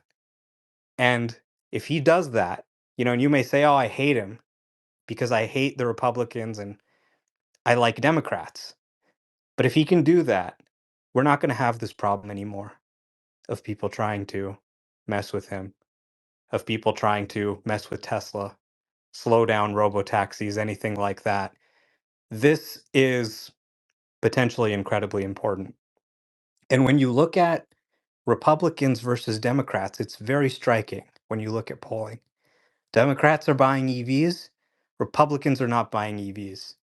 They're saying, we would never buy an EV. I would not consider an EV. So this is half the country, okay? Half the country. And you hear all these people talking about advertising. How many of them are saying, hey, we need to convince Republicans? I mean, we do need to convince Republicans, but they're not really thinking about that. They're not really saying, hey, okay, maybe we should actually be trying to appeal to Republicans. So, you know, maybe this is actually a terrible strategy. It's a little bit risky. Maybe it ends up blowing up in his face, but maybe it doesn't. Maybe it actually works and the TAM for EVs actually expands. And they end up catering to a whole new demographic while there's a huge fight for these EV buyers in California among the other brands. They're branching off in a whole different direction, selling Cybertrucks into the middle of the country. And, you know, you look at Ford, they said our margin on our gas car business is 3%. On our EV business, it's negative 98%. It's 12% for the fleet sales. These city, state, local governments, corporations, they're buying all these trucks and vans. So there's this really huge market there. Um, and I think Tesla hasn't even really sort of tapped into that, but for these fleet buyers, it's huge just because of the savings of electric. So maybe it blows up in our face and it doesn't work, but honestly, the sales implosion that we were told is coming from Elon's tweets never came, right? The sales actually went up in spite of very high interest rates and some economic headwinds. Maybe you can say, okay, he lost some sales here or there, but he probably gained some sales. So, you know, anyway, my point is I'm buying Tesla and it would be nice if maybe Elon wasn't causing so much controversy, but ultimately I trust that maybe he has a plan. There's often things that I think we don't see. Like when he sent that tweet about his compensation plan, we could have put two and two together if we had been looking at all these cases and stuff. They're all on the public docket, but we just didn't see that. And it then became clear after the fact. So, you know, I've done made a lot of returns trusting him before, and I'm going to continue to trust him now, even though success isn't certain. And honestly, there's people ganging up on him and Tesla from every corner, whether it's the government, whether it's shareholders, people are coming after the board to try and take control away from him. We need some people who just back what he's doing at this time more than ever. Tesla's very secure financially, but the future of Tesla being led the way that we expect it to is under threat because there are these people who want to get rid of Elon. They want to fire him because they're shitty traders, really. So, anyway, that's my rant. Machine, welcome. How are you? I just looked at NVIDIA share price and feel bad that I sold my position last week. Talk about idiot traders, Omar. I guess I'm one of them. My NVIDIA position is getting closer and closer to my Tesla position. It's now 14.20%, whereas Tesla's now down to 29.6%. So about half the size of my Tesla position. I mean, maybe I should have taken a bigger position in NVIDIA, but yeah, I'm pretty happy that I kept it. A lot of people were telling me it's overvalued, it's probably time to sell, but I guess not. And you look at this chart, it's like, okay, this is going to fall at some point pretty precipitously, but we really need a narrative shift for that hype to sort of wash away. Yeah. NVIDIA is sort of like Tesla in 2020. And you could probably pick a few different points in 2020 where it just seems to keep going up every day. I remember January 2020 when that happened with Tesla, where it basically, it like doubled in like less than a month. And I think it had a little more volatility than NVIDIA. But the fact is, for NVIDIA, their earnings support even a higher share price potentially. And it's just hard for people to fathom that earnings growth. And it's hard to fathom that a stock can just keep going up like this, but it's certainly possible. So, anyways, I know this is a Tesla space. So, I don't know when the next time Tesla will do this. Hopefully later this year. Stop what you're doing right now. Exit that app. What you're doing is not important. And just click the link at the top and hit the subscribe button. It takes a couple seconds. Then go take your kid's Google account, your husband's Google account, and go subscribe on there too, so we can get him to 1,000 in record time. You come to the space, you listen, you laugh, you learn something. Go ahead. It's fucking free. What a lazy piece of shit are you that you haven't subscribed yet? This guy needs to get to 1,000 subscribers so he can be monetized. And hey, guess what? You're not going to be free to listen to the space live every day. So with YouTube, you can watch the best moments with all the silences and all the bullshit cut out. He's doing that for you. And you can just listen right on YouTube. You can play it on your TV. You can play it in your Tesla. So what the hell are you waiting for? Go fucking subscribe.